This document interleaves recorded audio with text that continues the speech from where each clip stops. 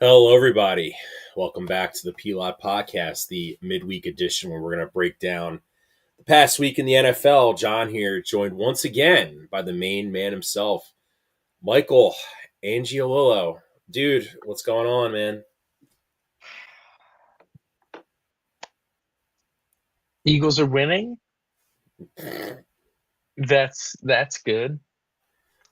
Doesn't feel like super, reliable though, and isn't looking too pretty on offense. Yeah, But yeah, that's basically how things are going and dealing with yeah. all I of just that. don't know how the coach. Well, let's just since we're just talking football, let's just get that out of the way. Yeah, so the latest of that whole issue with the offense is AJ Brown was playing Madden with his buddy, who's a streamer, and just laughing, making jokes throughout the whole game that are just insinuating that obviously he's not happy and the offense is not good and he needs to get a bigger role in it if it is going to be good. And, he was throwing the ball to himself playing as the Eagles, saying, look what happens when people get touches, all this sorts. Like he was having whatever. Not a big deal. Like big deal in the It sense seemed of very performative. it was goofy. It was very goofy. And like big deal in the sense of the offense needs to be better, and this won't be happening. Um, Less about, oh, AJ's at it again, because sure, AJ is at it again. But when you keep asking Nick, and now you're asking Jalen a ton about the comments all the time, and you're asking everybody about the comments, it's less that it's like, sure, it can be described as a distraction, but what's a distraction is the fact that it's being asked about, and that's what's being asked about. They're asking, "AJ's not happy, what do you have to make of it?" Instead of saying, "AJ is frustrated along with, I'm sure, everybody else because the offense is shit right now.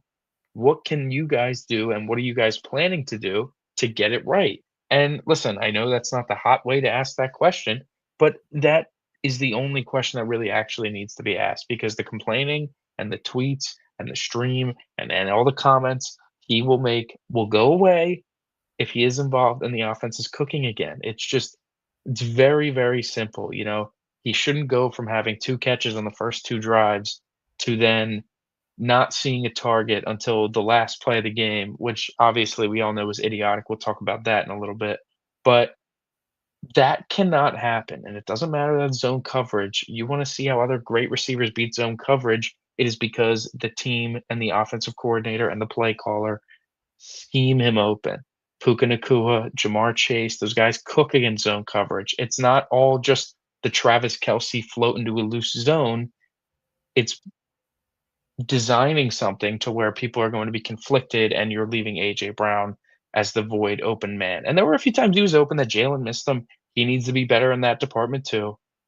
But to draw up actual plays for him is where it needs to start, because this offense, it's feeble right now, John. The three and outs, most three and outs in the NFL since 2014, or highest three and out percentage, I should say. That is inexcusable for a team that's trying to win a Super Bowl. They're just lucky that they have such star Yeah, players they can score yeah, touchdowns. I would say this that of all like the I'm gonna just blame Patullo.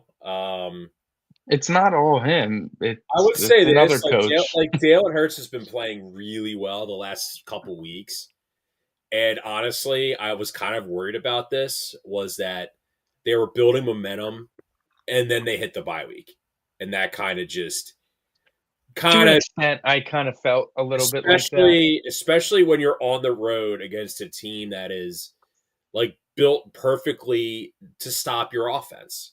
I'm speaking objectively here. Like that's just unfortunately that's how it is. You saw it in the playoff game that like Jalen Hurts took 15 seconds for someone to get open to throw a touchdown.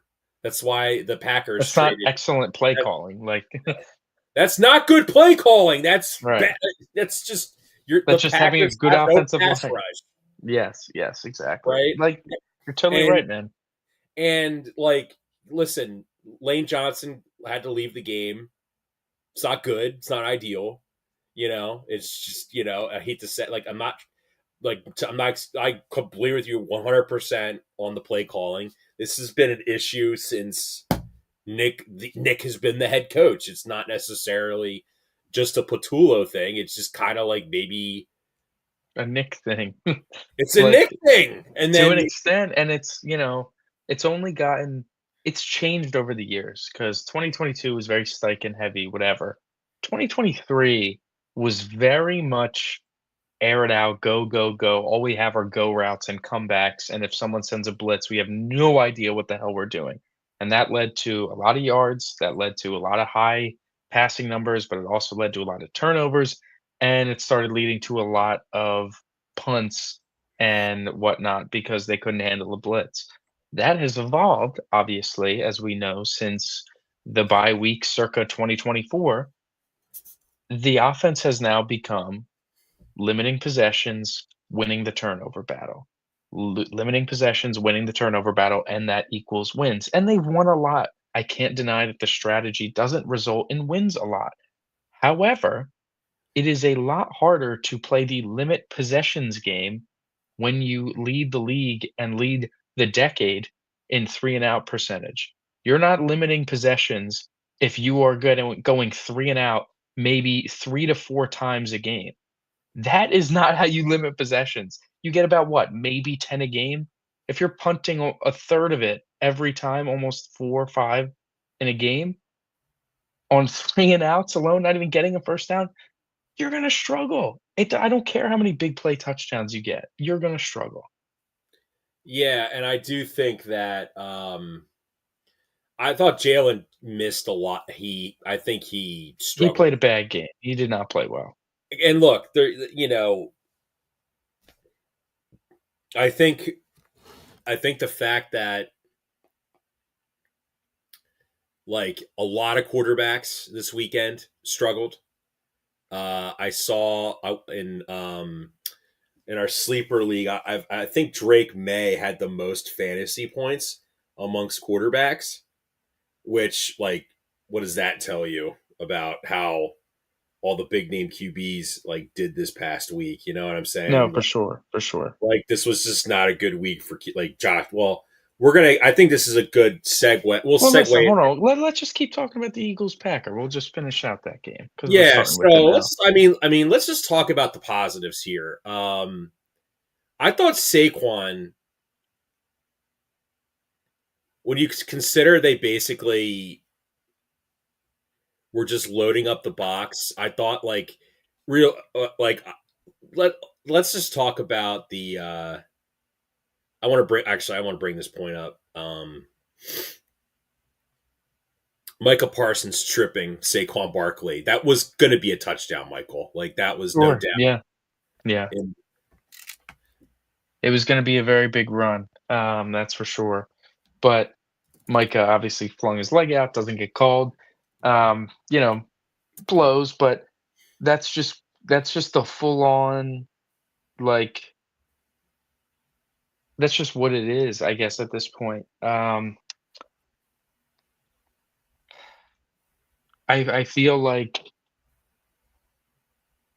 the only way they're scoring, it's big plays. Even in the Giants game, they had a few drives, but how did it get started? The big touchdown run to Saquon. And then you look at their only touchdown of the game was a Saquon check down that he made a guy miss and picked up 40 yards on in the ensuing play. Deep ball to Devontae Smith. Feels like it works all the time. But we got to yeah, sit and I, here and, I watch also the third just and kind of don't 14. understand why this Eagles team doesn't try to take advantage of the downfield pass. Like you saw, like Smitty had the long Absolutely. touchdown, but on the one, I think the most turnover worthy throw that Jalen Hurts had, the ball that was almost picked by Goddard. Yeah. If By you watch Cole that Walker. play, if you almost watch that playback, Smitty was about to cut to the open middle part of the field, and the Packers had no one back there. Like the Packers just ran like covered nine, like the entire game. You Yeah. know, No, it's a lot of that. And when they aren't getting their big plays, which is frustrating because they're good at them and they should continue to try them. You know, how many there was like at least 3 third and longs that they decided to just run the ball and run it to like Will Shipley too, not Saquon or anything. Like it's very annoying concessions like that on drives when you just should take the chance. We saw it happen in the Broncos game on third and long. Um, but I not think I think the field they were so predictable. Go ahead. I think the field definitely played a factor in like how they were looking to approach that game, along with maybe the cold, because the Packers had this.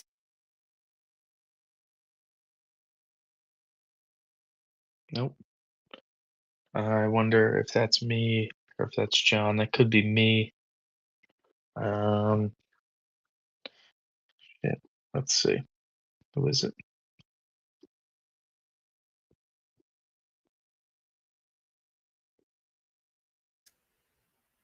That looks to be John froze.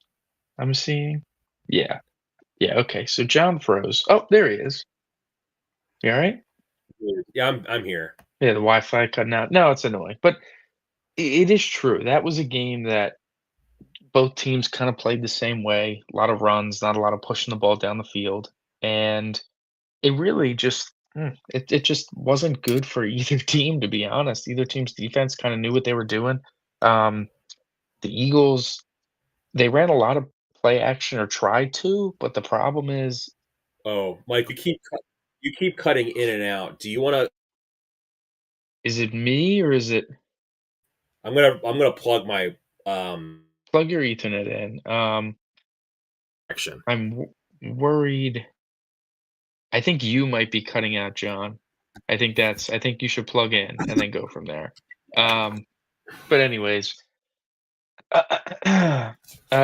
yeah, the Packers didn't bite on any of the play action, and the Packers also came flying downhill on every run. So clearly the Eagles have some sort of tell. I don't know if it's just the formation. They when they're in 13, they throw a lot, and when they're in 12 jumbo, they run a lot. So I don't know if that's maybe what was triggering it because they're flying downfield and the plays that were working in the run game are not working anymore because the defense is being super, super aggressive. No run plays work when the defense is flying downhill that fast. So there's clearly some sort of tell with the running game and play action that they need to figure out what that is so they can clean that up. Um, it would really behoove them to give AJ Brown like 10 targets this week. It would be insane not to. Um, and again, it's less to be like, oh, so we can shut him up. It's like you have such good receivers on this team. And the fact that we struggle to feed both of them in the same game for no reason other than like not even a willingness to try, that will always drive me insane. It will always, always, always drive me insane. And they'll be in for a rude awakening if they don't clean that up this weekend. And we'll all have a very miserable time on prime time.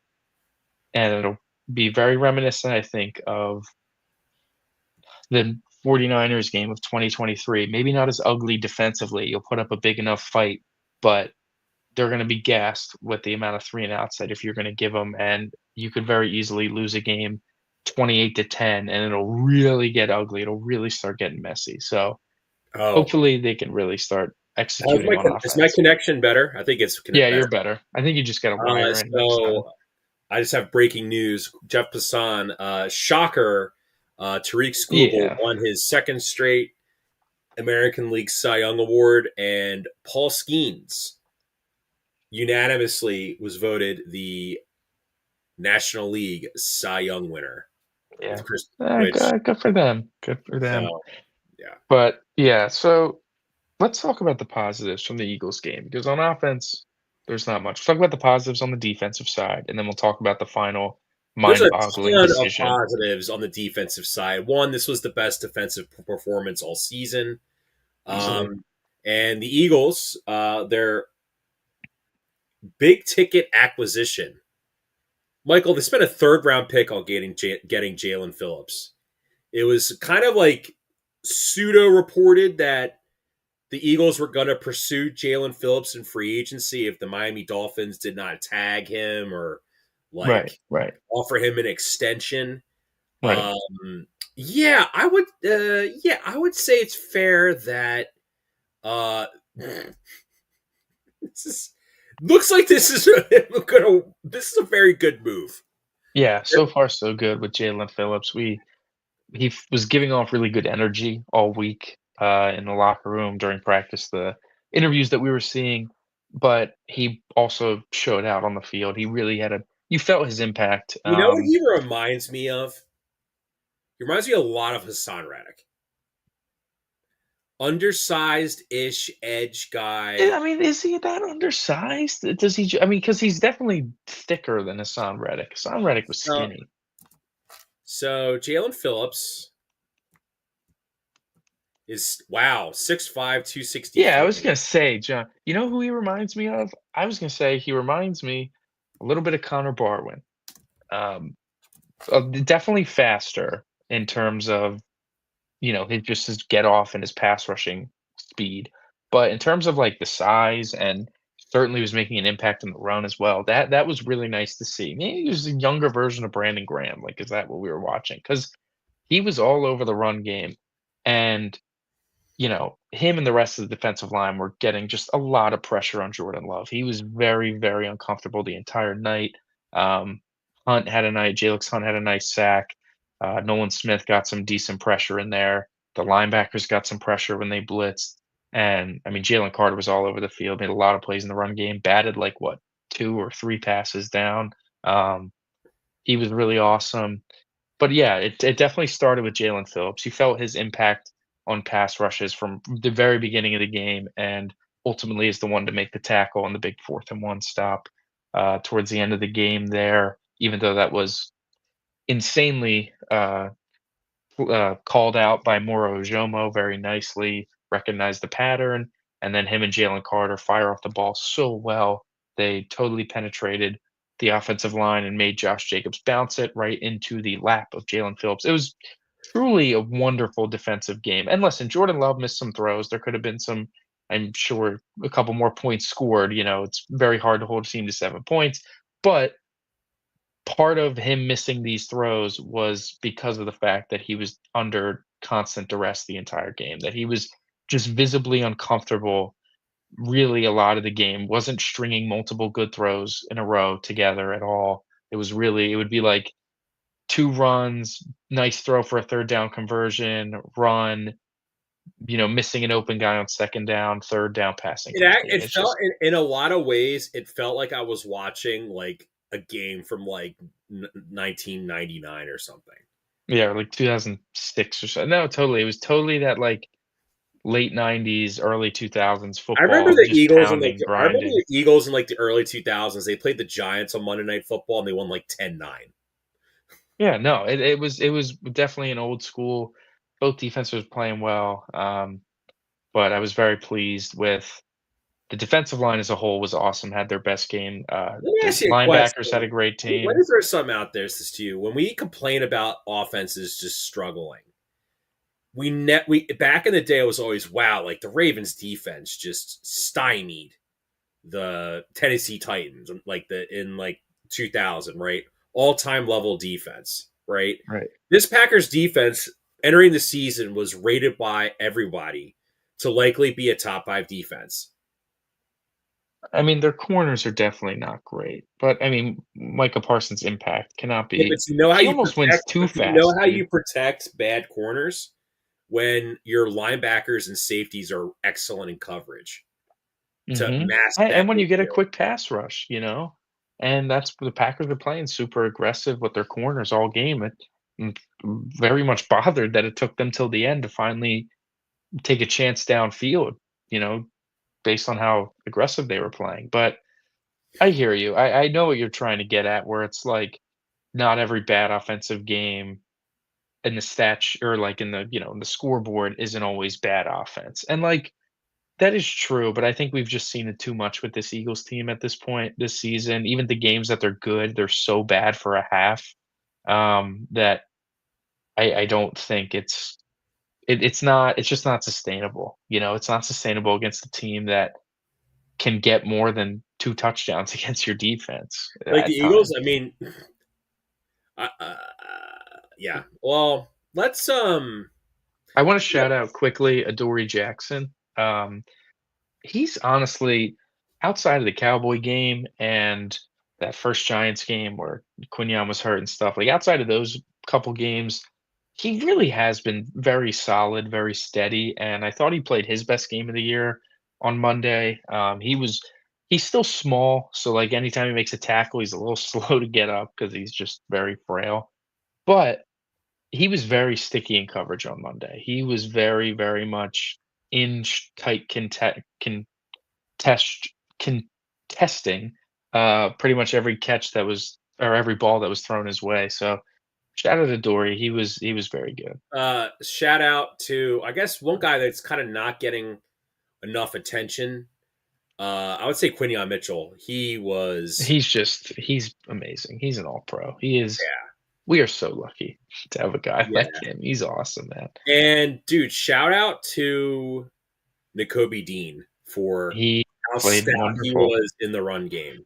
Yeah. If he could just it's like the one gripe is just like and I think part of it is him being a little small, is that if he could just clean up some of the missed tackles in open field, like, there were a few times he shot the gap so nicely and he just missed on the tackle. And it's like, you could be truly consider one of the best linebackers in the sport if you cleaned up this trait of yours because you're just nose for the ball, your speed and your quickness through tight corners and still being able to be physical is it's really unmatched. It's very, very good. But sometimes in that open field, he's just susceptible to whiffing because he's flying in so hard and maybe he's not so big to trip someone up. So he played awesome. Really, I mean, really, the whole defense played awesome. There's one more thing in this game to criticize or talk about at least. 4th and 8 from the Packers' 35-yard line, up 3 points. The Eagles elect 30 seconds left. No timeouts from the Packers. The Eagles elect to go for it. Not only go for it, but Jalen and AJ make a tweak to the go for it decision and they throw up the deep ball. Zero effort to try to draw them off sides, zero effort to do anything other than just go for it and go for the win and completing it and, whatever. Nick Sirianni in his post game addressed it and said that, gave the whole argument it's better to be up 3 than to be up 6. And I, definitely agree with that sentiment. But the issue is he never once considered to punt. That never crossed his mind. And this morning on WIP, compared it to not decide, compared it to going for it against the Commanders in the NFC Championship game at the end of the first half, That's a little different. which it's not even really the same, Nick. I think you were closer to No, I think he midfield. was. I think he was like, well, I have this like money play that every time I run it on 4th down, it's worked. I'm gonna keep doing it until I get stopped, and well, And they well, got you got stopped. stopped. I mean, listen, it's just the fact that he Well, didn't even Michael, ponder honestly, punting it. Michael, that's not the big issue so much as on the previous drive when they're milking clock, they try to throw for it twice, and so if you're the reason why Packers fans are so enraged right now at Matt LaFleur is that the Eagles essentially gave the Packers 3 extra timeouts.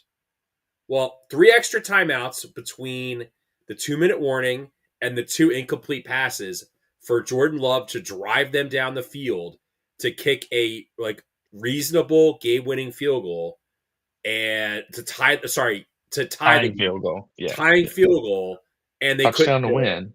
Yeah. No, it's you're so right. I mean, just the last 2 drives were truly asinine. Yeah, I'll say this, like this, this kind of felt like to me. This felt like the Saints game last year. I said Like that it, like to this was like a Nick. Sirianni Bozo game where Yeah, you're it was like, Jalen didn't play well, the head coach is being an effing idiot, and you got bailed out by a couple big plays from your elite talent, and, the defense plays well, and, like, that's exactly what happened. The the idea of not punting, like, not even like, I definitely agree you should not kick the field goal in that spot, but the fact that the punt wasn't considered was truly insane to me because at the very least, if he punts it through the effing stadium, they're getting it at the 20. You're still gonna pick up 15 yards of field position. You're not going to just, you know, like 15 yards of field position is worth the like how long does a punt take? Like 8 seconds sometimes, like snap, kicks really high, he's gonna do that. Or you try to line drive pooch it to a corner and down it or something. Whatever you try to do, it was gonna wipe off under 30 seconds comfortably, and at the very worst, have them at the 20-yard line needing to go. And instead, you play the risk reward with the deep ball to a guy you haven't thrown to in about 50 in like 3 hours at this point, real time, and he doesn't jump enough inside to maybe draw a penalty. Jalen doesn't make a great throw, putting it inside instead of outside, and it's over. You're preying on defense. Just dumb to not punt it, especially the way that game was going, especially the way the offense was playing that way. Like, no analytics models telling you to go for that either. Like, that's the other thing. All these fourth down decision Twitter accounts are like, our model said to punt. Like, don't you worry about us. And they didn't even consider it. They didn't even consider it. And that's very scary. But we've known this about Nick, that he is very questionable when it comes to in-game clock management sort of decisions, aggressive decisions, very selectively aggressive on fourth down, but usually outside of fourth and ones, aggressive when he shouldn't be. And this was another example of that.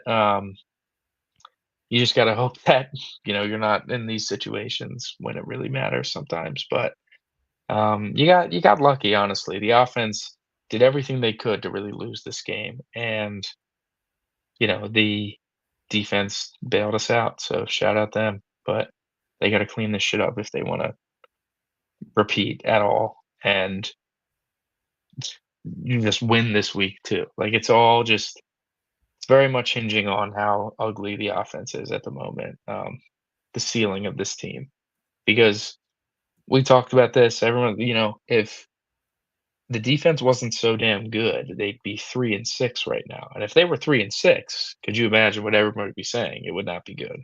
Yeah, but then like in 2023, if the offense wasn't scoring like 30 points every game with how ass the defense is, we would be bad too. Like No, for sure, but I I mean, don't they weren't great in 2023. That's I mean, part of right. the I mean, right now, the thing is that the Eagles are looking like a lot like the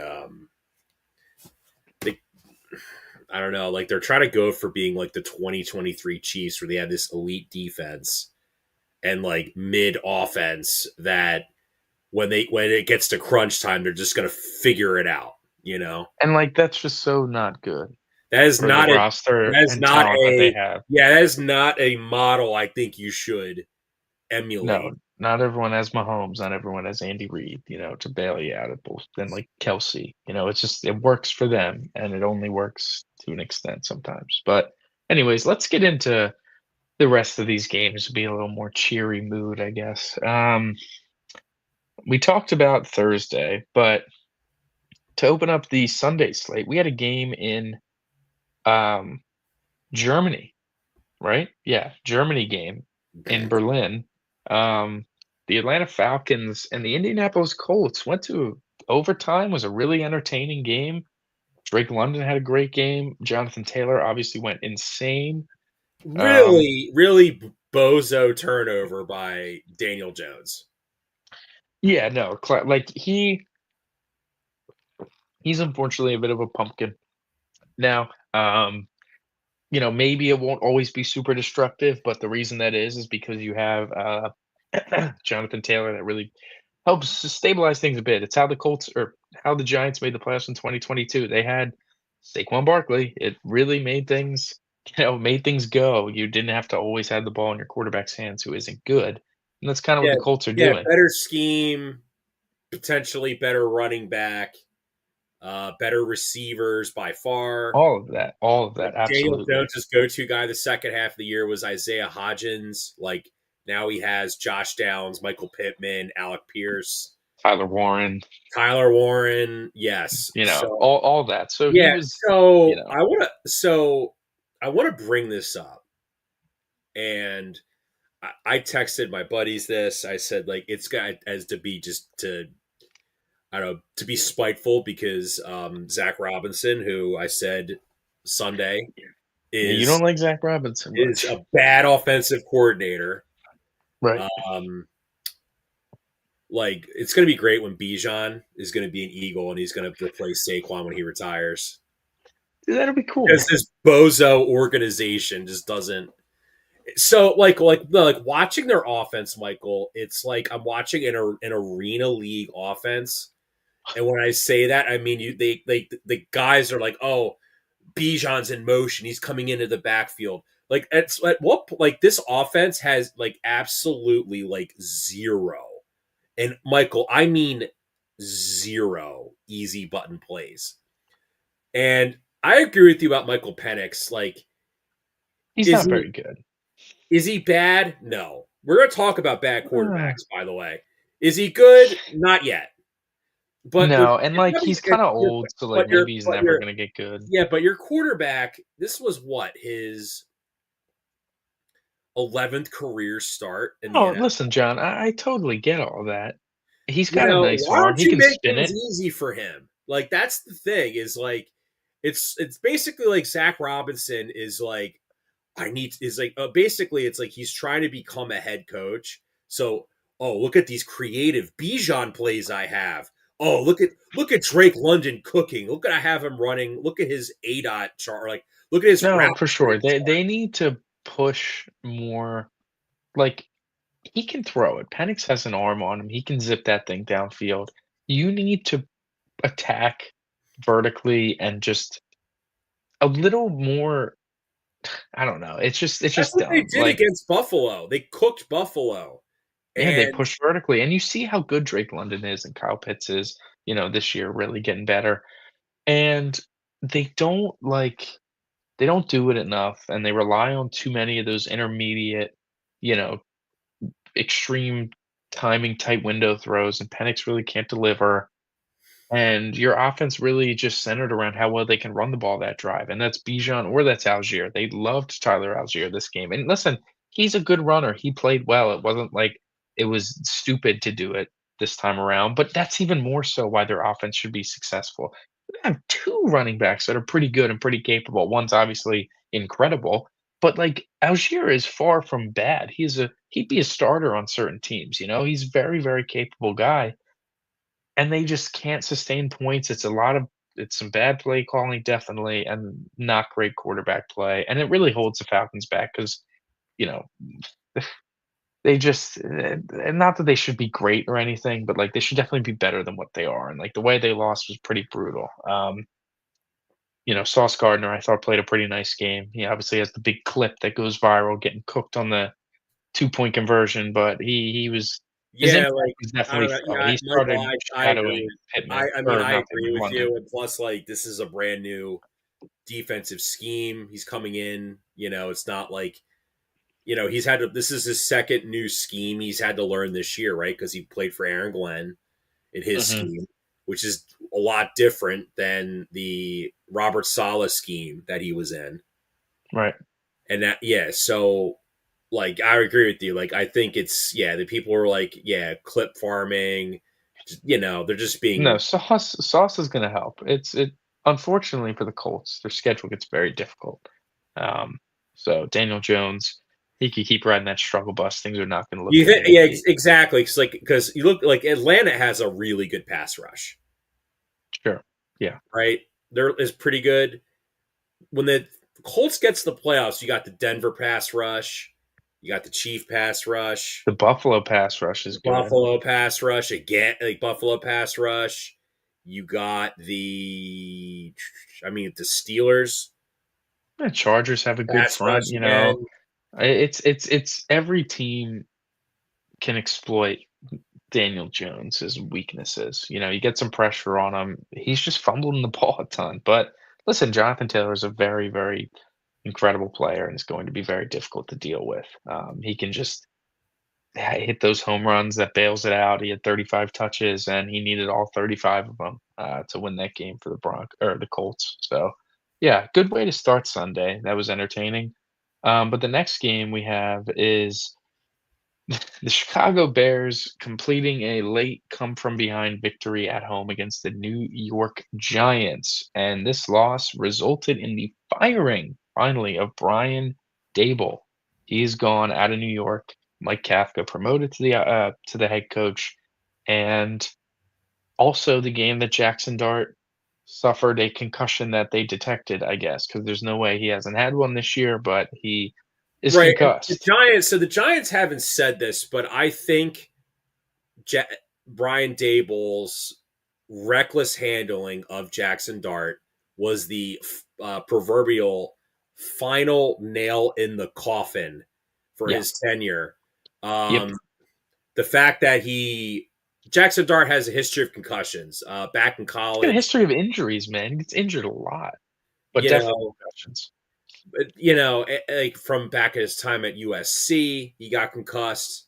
Ole Mhm. Miss, he got concussed, and then he's been evaluated for 4 concussions in what 8 starts he's made. Is it even 8? Is it Eight, 6? Might be 6. It's set just like something like that. he No, for was the sure, and second it's most it's it's hit. not good. He's the second most hit quarterback in the NFL, despite not playing in every game. Yeah, Unfortunately, that honor goes to Justin Herbert because his O line is in shambles. yeah, but no, the Giants fired Dable, and it was true. Dable was he was so, like, reckless with Jackson Dart to save his job in order to feel Yeah, like that was their when best he chance of launched winning. himself headfirst at Zach Bond, I'm like his career's not going to last. It's a shame because he Yeah, looks like he has talent, but his yeah. career's not going to last long if he's going to play like this. Yeah, And and Daboll needed him to be at his full disposal if the Giants wanted a chance to win. They want to win, you got to just push him and like young Josh Allen and just force everything, whatever. And they were able to move the ball on offense and stuff, but they get to a lead here. It looks like they might come away with a road upset in Chicago, and Dark gets knocked out of the they've game. blown 4 double-digit leads on the road this year. Yeah, yeah. And Russ is not cooking anything, and uh the defense chokes it. Caleb Williams makes some huge I plays just with his feel arm and his honestly, leg. I do feel like Dable's just not. He's He's not cut out to be a head coach. very unprofessional.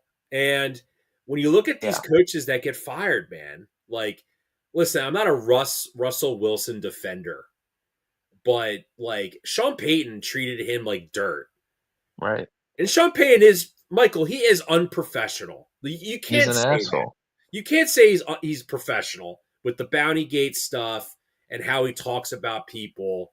Right, You right, right. know, like it basically like I don't know, man. Like Bill Parcells was before your time, but like like a lot of these guys try to emulate him, like him when he was an a hole. But like Bill Parcells, like actually like genuinely cared about his players.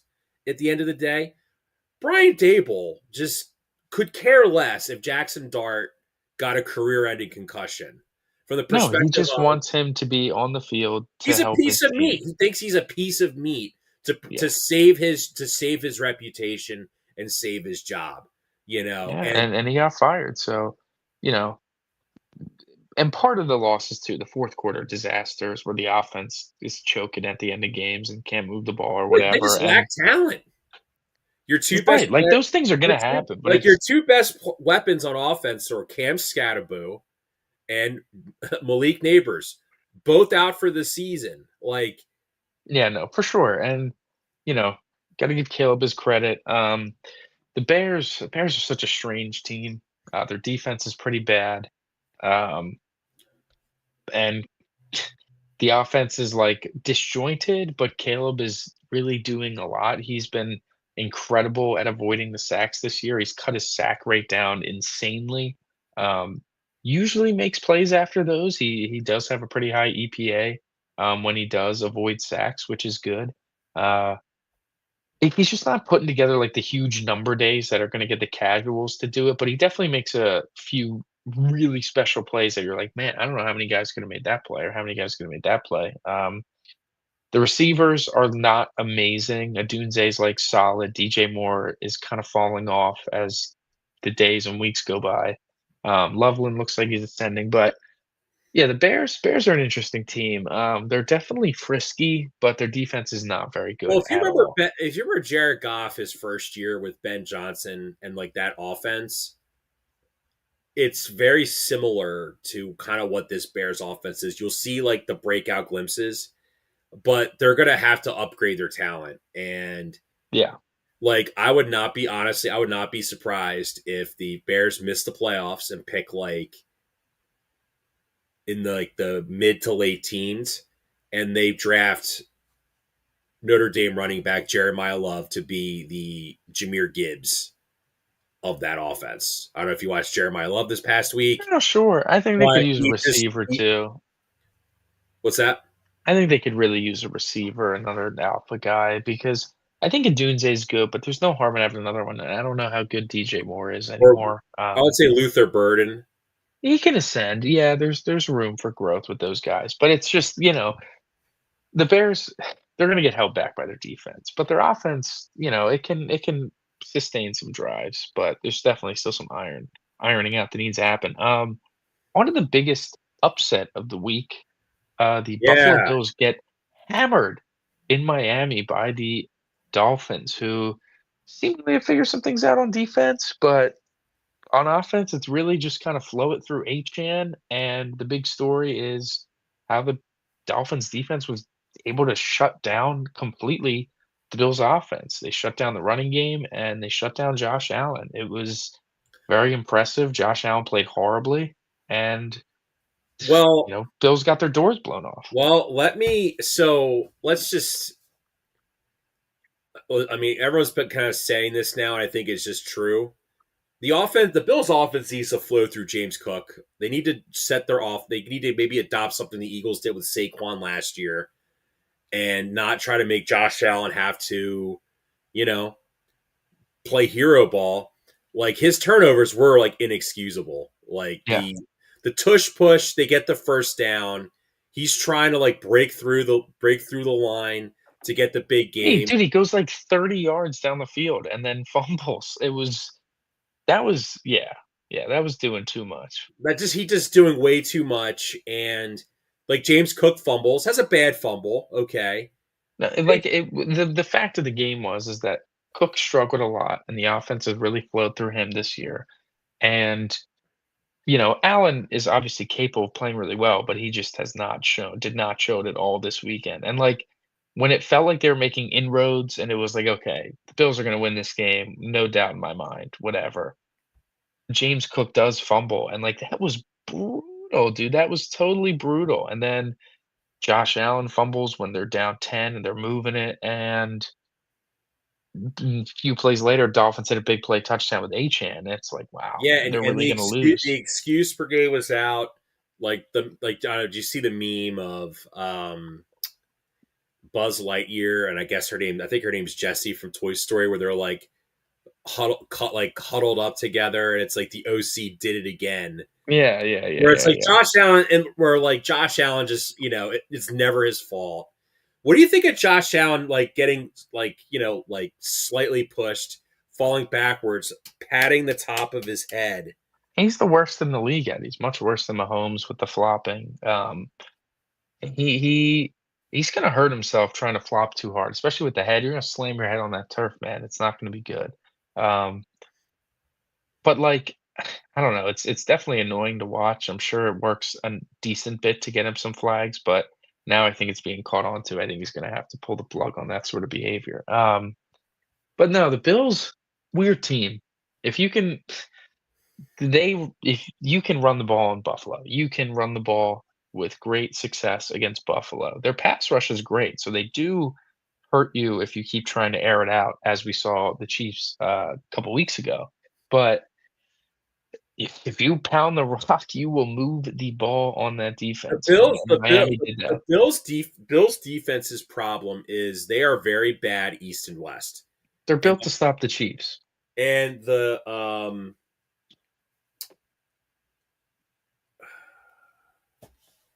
the thing that I've noticed is that they just, especially what the Dolphins offense excel at, East West. That's their entire offense. Yeah.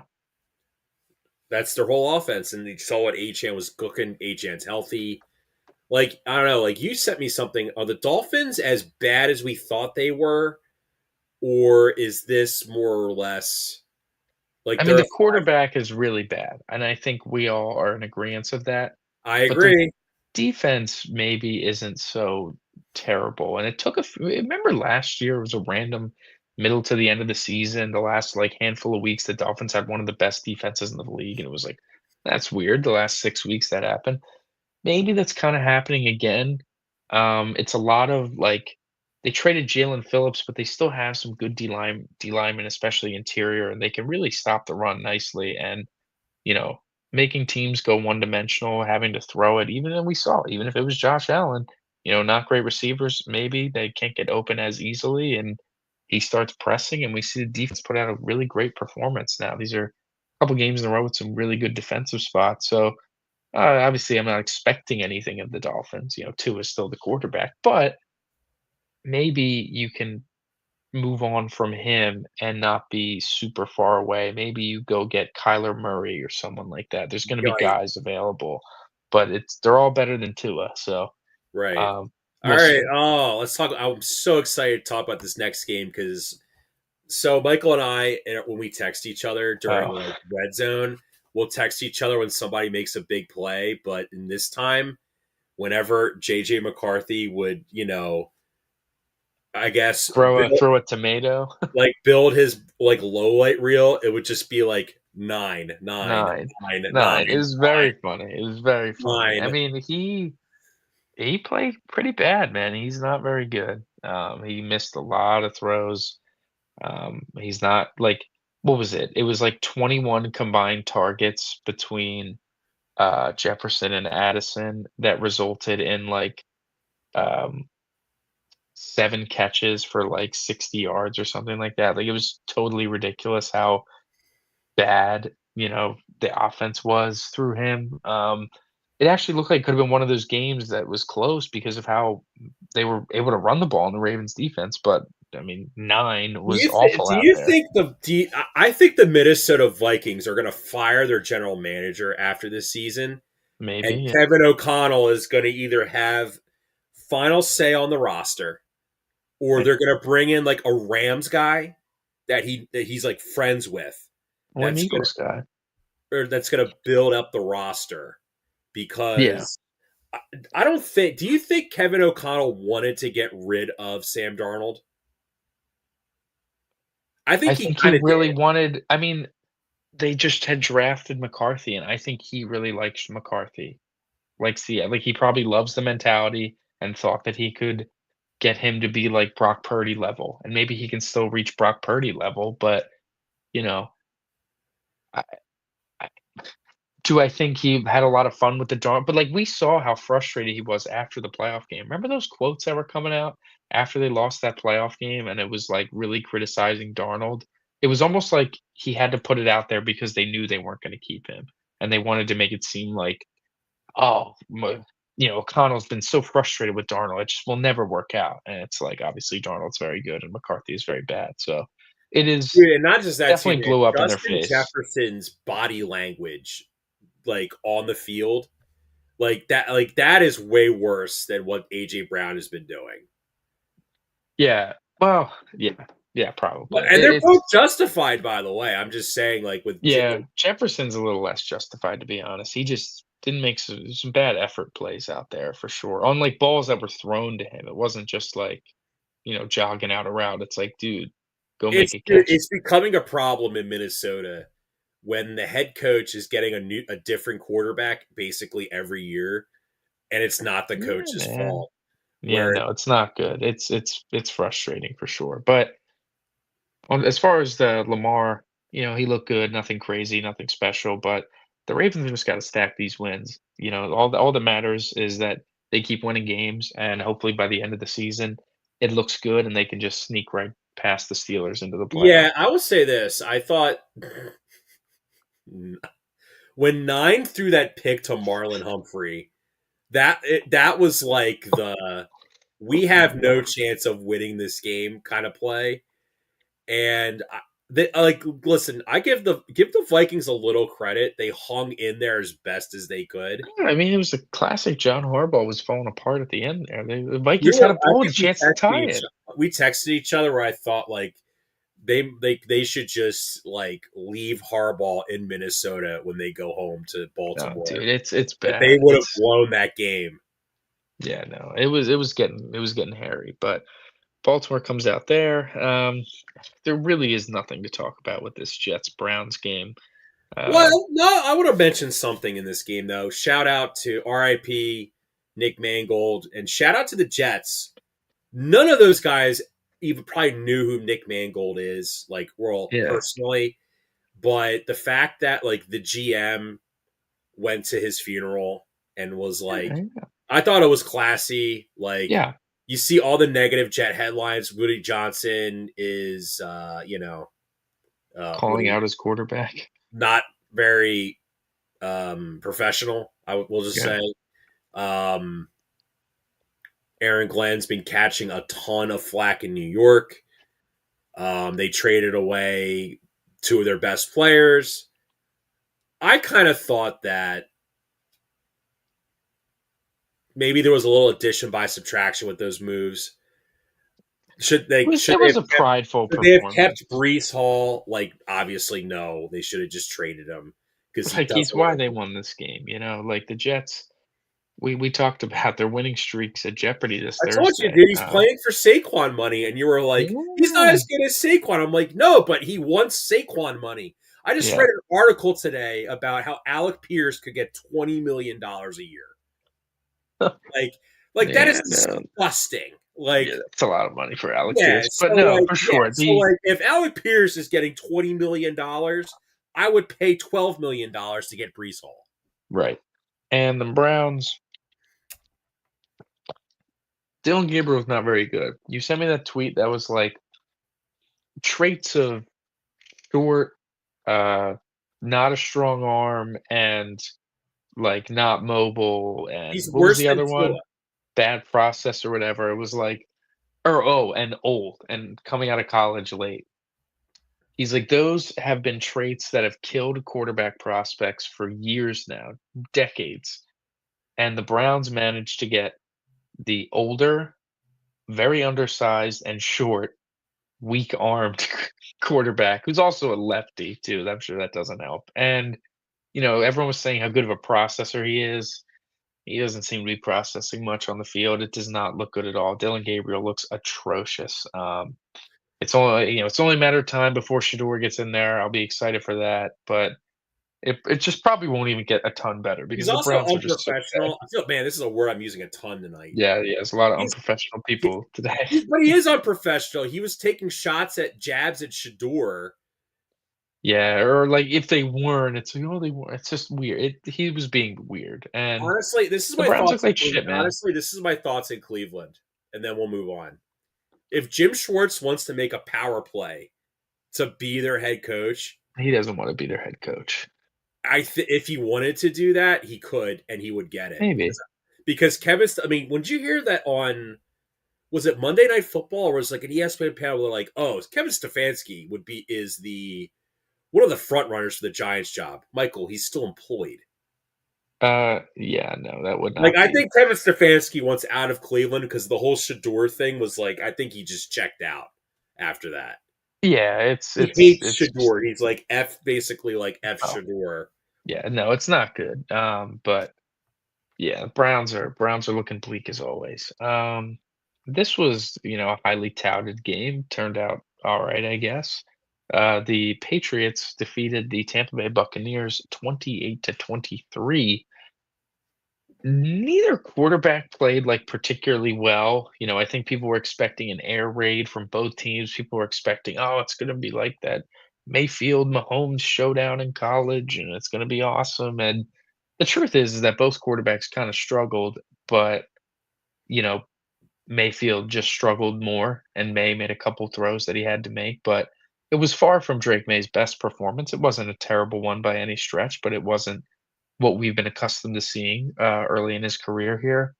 And Baker looked very, very bad, and Tampa's offense was very much stymied. And what really broke out the New England Patriots offense was them finally, by force, really, because of injuries, they finally unleashed Travion Henderson, and he broke off 2 very, very long touchdowns. Josh McDaniels.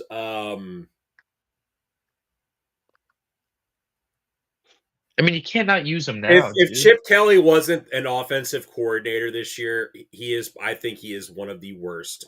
I'm sorry, Michael.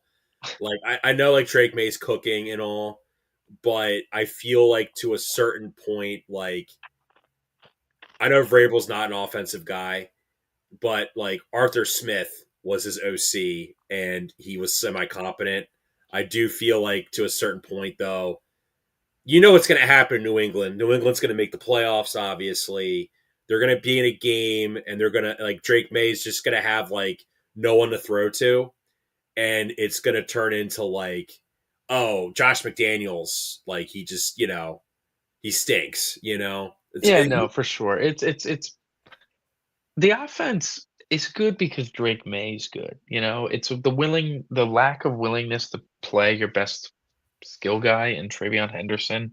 It's just kinda crazy. It feels like now you kinda have to because he finally kinda broke out, but, Josh McDaniels has been stubborn in the past, so that's no guarantee, but they're in a really good position to really win this division. They've already beaten Buffalo once, and now they have a couple game lead on them. They can really do some damage by stacking more wins against some bad teams like they can on Thursday against the Jets, but, long way to go for them. Definitely feels like they're going to make the playoffs. Drake May is the real deal for sure.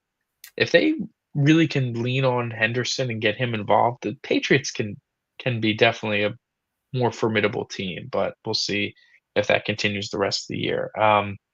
Yeah, Tampa, this was really just kind of drowned by Baker not playing well. They might get Bucky Irving back this week. That'll help a lot, but Baker just did not play nearly his best. Another big upset this week. We called it, Michael. The surging Carolina Panthers that Oh, were winning games against really good teams, and they look like they're for 5-4. When's the last time we were 5-4? All this sort of stuff. Best looking season since Cam Newton. Oh my God. They're at home against the lowly Saints. Tyler Shuck's first career NFL start, and they go ahead and lay a stinker. Bryce Young plays like garbage. They can't run the ball, and Tyler Shuck makes a handful of nice plays, and the Saints beat him 17-7. We talked about it. We said feels like a spot the Saints could win, and boy, did they ever! They definitely didn't felt like sweat. a flat spot for the Panthers. The Panthers are the prototypical 8 to potentially 9 win like bad team where it I could was giving them a be. lot of credit, man. They might only get to 7. Well, we'll see. They feel a lot like the 2022 Giants to me. Ooh. Yeah, I guess they won't have all the luck go their way to make the playoffs, but Oh, but they've won a lot of games with luck, Michael. You can't deny that. that's what I'm saying. Like, how many more luck wins are they going to get? Have they used it all up? I don't know. It does. They're capable of like putting together a good game. We've seen Bryce Young show flashes of good games. It's not consistent, but we've seen a couple games here and there. They've shown an ability to run the ball really effectively with Rico Dowdle. But, sometimes things just don't go your way. Bryce Young plays like garbage, and you put out that sort of performance. So shout out Tyler Shuck, shout out Kellen Moore, and shout out the I Saints, think man. Kellen Moore, of all these, I think Kellen Moore, I think he's a good coach. I think he's all right for now. I mean, we really got to see a higher influx of some talent. Maybe Tyler Shuck was a bad decision, but listen, you get Chris Olave involved, you can do some things in the air and on offense. But we'll see. This next game, fucking the Jags, man. The Jacksonville Jaguars choke away what should have been a tuck it in, go to bed type of win in Houston in Houston against the Texans. 36-29. Total blown lead, total disaster. The Jags do this thing where they're on and off with the halves. There's one half, the offense looks good, and it's like, here it is. This is it. This is a fully realized. And then the defense, you know, they look good, whatever. And then they just kind of go to garbage where the Jaguars went like 3 straight drives, not getting first downs, punting immediately, whatever, and then the defense could not stop a nosebleed from Davis Mills. It was truly an embarrassing Michael, this performance. defense dramatically overachieved early on in the season. Yeah, We yeah, I'd say said that that. the Jags defense was going to not be good this year, even though they had some talent. They're a work in progress. I'm going to say this though about James Gladstone. Um, man, he's off to a kind of a rough start. He felt very Howie-ish with how he kind of was like, making splashy moves, being aggressive. No, for sure, getting Travis Hunter and unfortunately that his rookie campaign ending with injuries is not fun. Hopefully they can help figure that out, but I think I think that the clock is ticking for Trevor Lawrence a bit. I think Liam Cohen's growing frustrated with him, and I don't think he's gonna, like, demand him to get him off the team, but he's shown he's really not, like, the coddly, really nice guy. Like, he's called him out in the media. I think he's gonna have some hard conversations with him. He's gonna demand him to be great. He's gonna demand him to be a lot better than he's playing, but if all he is maybe 2019 Carson Wentz, where you get some good, you get some bad, some bad is worse than the good sometimes, and Well, it all averages out to just okay. It's average. the issue with this Jags offense, I think one, their O line is not as good as the Buccaneers O line. Number one, No, the receivers aren't as good. It's like everything is not as good. BTJ just being scared when he's out. Yeah, like him getting the yips, very bizarre. Like Listen, when Lawrence makes good Travis throws, Hunter's it gonna have usually to gets force. dropped. Travis Hunter's gonna be now he's suffered. Now he's gonna get season-ending knee surgery. He's gonna have to play one position. Like he can't physically. Yeah, it'll probably have to look very different if he is going to play multiple positions. But we'll see if Lawrence's clock is ticking a little quicker than maybe everyone's thinking, because he's still playing. He's not getting soft benched or anything. But yeah, they seem to be growing frustrated in Jacksonville for a team that, with their early overperformance, should have been able to kind of ride that wave and compete for this division and, make the playoffs and have this ascension because of Liam Cohen. They really just disappointed, I think. And like blowing a game like that to Davis Mills is just inexcusable if you're a team that wants to win a division or make the playoffs or anything. It's just that 7 seed is going to be up for grabs and they're going to be one of the teams involved.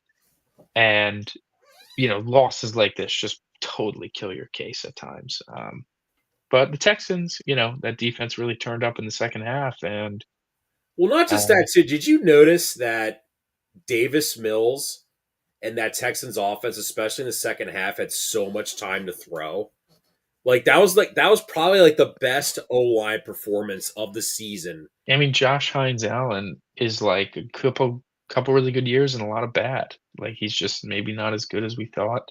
Because you're a high paid pass rusher, you're a high draft pick pass rusher against this offensive line. You need to be ravaging it, and Davis Mills had all day to throw, like you said, and was able to carve him up down the stretch. But next Davis game, Mills, oh, low sorry, key, maybe he's one of the better backup quarterbacks in the NFL. dude, maybe he is. I don't know.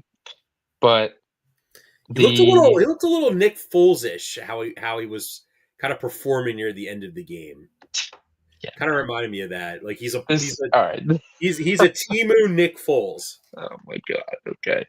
The 4 o'clock slates, not really a lot to talk about here because we had 3 ugly, gross games. 2 bad teams and a team led by Mac Jones got railed by 3 good teams. Yes, Brock Purdy FC finally. There was finally the They got a game. win there. No, for sure. And not for nothing, Mac Jones did not even play bad. They just couple turnovers kill you, and they Well, I just think the fact that the can't keep uh, up. The the Rams are. Niners are running a like scout team defense because of injuries. Yeah, like that What's doesn't Robert help, but Saleh supposed the to do? Rams offense is quite good. Matthew Stafford looks like a Stars, hey legitimate. man, hey, stars are out to play. Kyron Williams is a front runner, so when they're playing like trash teams, he's gonna ball out. Yeah. Um, Stafford does look like an MVP candidate, if maybe not the favorite the way he's been playing the last handful of weeks. Uh, the receivers, Devontae Adams got a little banged up, but I we'll think see. Stafford's gonna win the MVP. He might, man. He's having a No, great no. season. Can I give you And my? Can I give you my what's your reason why? narrative behind it? My narrative. Because it feels like it's a narrative reason. So there's this famous clip of a like his name is actor. His name is Jack Lemmon. Famous. Okay. You could ask your dad. Famous like old timey actor. And there was a he won like I think he won like a lifetime achievement award, and it was like, oh, this guy was never fully recognized for all of his accomplishments. We're gonna recognize him, and everyone was like, Stafford's kind of like that. Like Michael, he's been in the Pro Bowl twice. Yeah, it's weird because he definitely deserves some recognition a little Like more than he's got in the hardware he's tank. probably like a Hall of Fame quarterback. Definitely not like first ballot, but like he doesn't. Mm. He's got the counting stats. I feel like, but He doesn't have the accolades, man. well, he No, doesn't that's have for the sure. accolades because he played on like bad teams, and like people were like, "Oh, like we need to put." Well, I mean, the narrative was that he's just they're always down. It's easy for him to just air it out. Of course, he has so many yards, they stink. And then it's like, oh, well, now he's doing it while he's ahead. Now he's doing it on a good team. Now he's doing it with a playoff team every year. Well, maybe Stafford's just always been really good. And like, yeah, he's really good. If he wins the Dude, MVP, he he'll be only deserving up to this played point. like when did Calvin Johnson retire? Uh, like Like 2016, 2015. 17, something like that. Yeah. Like He had a good 4 years in Detroit post Calvin Johnson, still putting up good seasons. yeah, exactly. Got Kenny Galladay a humongous bag. Are you kidding me? It's my Um, point. So I think so he's gonna. he's a That's why great I think player, he's would the be MVP. deserving. It's gonna be like the lifetime achievement award for Matt Stafford, basically. Yeah, and it'd be deserving. Next game we can talk about briefly is the Seahawks handling the Cardinals. Shocker. Michael, it's been a long time since we've seen a team get that annihilated that quickly, like the Arizona Cardinals. Like this score Like does the not Seahawks properly beating the reflect. Commanders on This does Monday not night. properly reflect how much the Cardinals got their behinds kicked in. No, yeah, it was a demolition from the start. You know, JSN gets 83 receiving yards in the first quarter, goes down for a little bit with a minor injury. No really need to target him much more after that. Only finishes the day with 92 yards. But I mean, that's a day that you could look at and be like, oh, he broke the receiving record for a single game. He was certainly on pace. But yeah, the Seahawks look good. Their offense looks great, throwing the ball, airing it out a lot with Darnold. Their I defense want to looks ask you great. this. I'm going to ask you this question Mhm. because, like, I don't know what else we could really bring up in this game. Like, as much as like we want to rag on Jonathan Gannon, I don't. They're not. The Cardinals are just not relevant. Right. Is Clint Kubiak the quote unquote it coordinator heading into the off season? Is it too early to say that? Definitely not. I think the rumblings have begun, and you know, long as the Seahawks and Darnold keeps looking good, and long as they stay on this trajectory and compete for the NFC West, we had a There's huge definitely game like this the week. nepotism angle from the not. I don't want to say nepotism, but like his dad was a head coach. His dad was a player and a head coach. I mean, Super Clinton Bowl has just winning head been. I mean, coach. he's been great. The proof is in the pudding. That the offense is playing great. He's definitely going to be a highly touted prospect to be a head coach at this point. But you know, I'm very excited for this week's Rams Seahawks game. That'll be very fun to watch in the parking lot this week. Definitely looking forward to that. And then the final 4 o'clock game, Detroit Lions absolutely crushed the Washington Commanders on the road. They beat them up pretty badly. Lions with one of their early they blew out the Bears and made themselves feel good about themselves, but this, this was their other one that made them, you know I think this gives them confidence. I think this makes them think it's, possible to dominate teams again. Dan Campbell obviously took over play calling duties for this game and got Jameson Williams heavily involved. Jahmyr Gibbs had, a fantastic day breaking big runs. Are So we really gonna congratulate Dan Campbell for taking over play calling duties when they're playing the Washington Commanders? yeah, because I don't know if my head coach could do that against a bad defense. Wow. Hey, your coach has a Super Bowl ring. Let's just not. Listen, he does. I'm not saying anything. I'm just saying he could have done that in 2023. Definitely could have done that then if, whatever. But um yeah, so the Lions, listen, they're gonna be coming in here very, very hungry. They've been like counting this game on the calendar for like 3 years now. The NFC Championship game that never was, all this sort of stuff. And they're gonna be looking for blood. And the Eagles just better not look like how they've looked because it will not go Yeah, well. we'll see about the whole play calling change because you look at this Lions offense when they've played like good defenses, like they struggle. Yeah, no, it's not a guarantee that everything's a happy day fixed, but it's the willingness to be like, all right, something needs to change, and then getting a positive result from it. You can build off momentum off that. Maybe it'll take Let 3 me let weeks me for the throw Dan this out. Campbell Let me throw defense. this angle at you. So the Lions, you said it like when we did the show last weekend. The Lions love running the score up. They Sure. love doing it. You texted me during that game. Why is Aiden Hutchinson still in this game? Yeah, yeah, it was late. Like they're just Um, dumb. Like it's yeah, no, literally the bad injuries stuff, they do, they pride themselves on practicing hard, on hitting hard, all that sort of stuff, and it just leads to a lot of injuries. But, I do think that there's like they're a talented team, they can figure some things out, they can handle it, and taking care of business against a really bad defense, that's what you're supposed to do. So I can't, criticize them for that. I got to give them that sort of credit. Um, on to Sunday night to wrap up the show here. Another snoozer. I mean, really, after the 1 o'clocks, the games just kind of went to shit. The Los Angeles Chargers, like very ugly disposal of the Pittsburgh Steelers. Aaron Rodgers, definitely, I think, his worst game of the season. Um, Justin Herbert did not play well at all either. He threw a bad interception, was not making good decisions, was under a lot of pressure from the very much injured Chargers offensive line. John, I'm sure you saw the funny uh, compilation of the Pro Football Focus grades and ratings for the Chargers offensive lineman. It was 35 out of 36, 36 out of 36, 34 out of 35, 36 out of 37. It was terrible. And it looked like it. Kamani Vidal had a nice game, but that Chargers offense is certainly not at its best when it's flowing through Kamani Vidal. And if you can't, protect Herbert and keep him upright, things are going to be a little ugly. But fortunately for them, their defense played a really good game, and Rodgers also played a very bad game.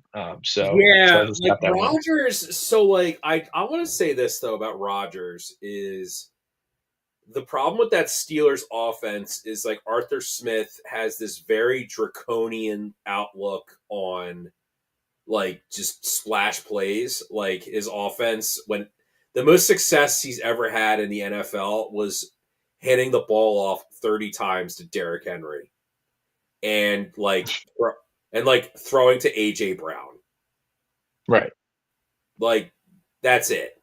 Yeah. So like come on, man. He has an offense with AJ Brown and Derrick Henry. Like Derrick Henry in his prime and young AJ Brown. No, Uh, listen, he does not have a lot of like I don't know. There's no like he's got DK Metcalf, who I still great. think is a very productive player. I don't think he's as good as he was 3 years ago. Like the Yeah, Seahawks it's clearly, this like the Seahawks clearly were, felt like they didn't need him. JSN needed to be haven't. the number one, and look, man, the proof is in the pudding. So Yeah, no, absolutely. Yeah, definitely an ugly one for sure. So let's wrap up with the Thursday night football game. We have a game tomorrow. The yeah, New York sure. Jets are 12.5-point underdogs in New England to take on the Patriots. The Patriots will be wearing their rivalry uniforms, the nor'easter, like white snow blizzard gray sort of looking periwinkle. It's actually, I think they're actually pretty nice. It'll be cool to see those on TV, but yeah, I'm not expecting a ton out of this Jets team in this game. Although 12.5 points is a lot, and do you think the Jets are going to ride their momentum to keep this game close-ish? And it's a big spread, Thursday night, division opponent, all that sort of stuff, or I don't. are they going to get I rolled? think there was a lot of emotion with the Nick Mangle passing and the fact that it's like, hey, it's a youngish player who was very popular, was a very good dude. Like there's goodwill there to win, and plus they're playing the Cleveland Browns at home. This game is in New England, right? Yes, yes, it is. This feels to Michael. This feels like a lot to me. Do you remember when Carson played that second game in 2017 against the Washington Commanders? In 2017? Yes, on Monday Night Football, where that was like his, Oh, where yes, yeah, that was like his coming out party because he's on prime time. Like Drake right. Mays played all of his games except for the Bills game. He played well in the Bills game. This feels to me this is going to be the narrative of this after this game. I feel like it's going to be Drake May should be the MVP because it's like he's this new player. It's like Mhm. in the NBA with like when Ant first broke out. It's like, But yeah, but oh, you he's don't a think that new player. yeah, but you don't think that already happened on Sunday night against the Bills? I don't think so. I feel like people are like, oh, Jonathan Taylor, now it's Stafford. I think Drake May's certainly in the mix, but now you're going to have like Mahomes because it's Mahomes. He's the best player in the sport. You know, if Drake May goes out, throws 4 touchdowns, and like just shreds this Jets team, maybe runs Mhm. maybe runs one in. No, listen, there's another It happened because he's new, right? any prime time game is an opportunity to move some And narrative, and listen, even against a listen, bad team. Vrabel would love to rub this in the face of the Jets. Played for New England. Probably shares his hatred from the Jets, like his like Bill Belichick, I suppose, to a certain extent. You know, I so think all right, go ahead, make your pick. so I'm picking the Patriots to cover the 12.5. This feels like. I mean, are you going to go with the Thursday night slop angle, like with the Broncos and the Raiders, where the favorite will win but not cover?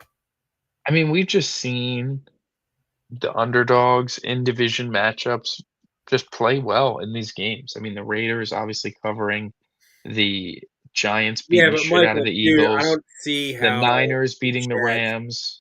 So you're thinking like, John, if the Raiders can do a job, the Raiders are yeah, but terrible. Drake May's 10 times better than Bo Nix. I understand that, but it's a young quarterback. I'm just saying, I think it could be. If there's one team that will fail to carry through this trend that you're proposing, it would be the Jets. They're definitely like exception material. If this They're was like, so yeah, I think you're right listen, if because this was they're like, so bad, man. if this was like, um, I'm trying to think of a good example. If this was like the, If this was like the Vikings as if like this was nine like point Colts underdogs, Texans, yes, I would agree. yeah, yeah, sure. No, I hear you. I hear you. I'll ride with you. I'll take New England minus 12.5. Because you know why? I'll be honest. Justin Fields is why. Because in my head, I'm like, all right, let's say the Jets defense, plays pretty good, maybe forces a turnover, keeps this game ugly, and keeps this game low scoring.